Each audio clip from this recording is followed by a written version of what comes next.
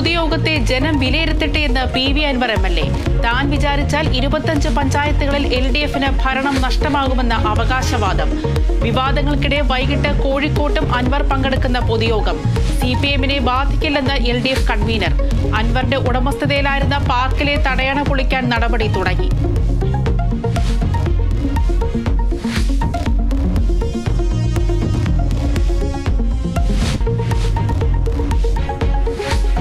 സർക്കാരിനെതിരെ പ്രതിപക്ഷ നേതാവ്. CPMകാർക്ക് സർക്കാർ പൂർണ്ണ സംരക്ഷണം ഒരുക്കുന്നു.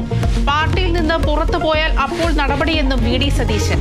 അൻവർ പറഞ്ഞതെല്ലാം പ്രതിപക്ഷം നേരത്തെ പറഞ്ഞ കാര്യങ്ങൾ.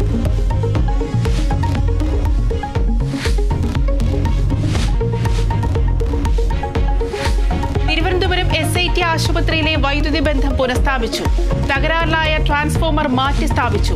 3 മണിക്കൂറോളം വൈദ്യുതി മുടങ്ങിയതിൽ അന്വേഷണം പ്രഖ്യാപിച്ച ആരോഗ്യമന്ത്രി. SIT ആശുപത്രിയിലേക്ക് കോൺഗ്രസ് മാർച്ച്.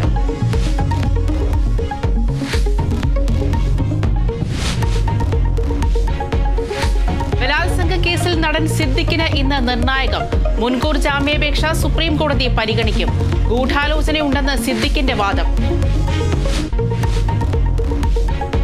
ലെബനിൽ ആക്രമണം തുടർന്ന് ഇസ്രായേൽ. 105 പേർ കൊല്ലപ്പെട്ടു. 360 പേർക്ക് പരിക്ക്. വ്യോമാക്രമണത്തിൽ ഹൂതികളുടെ ശക്തി കേന്ദ്രങ്ങൾ തകർത്തതായി ഇസ്രായേൽ.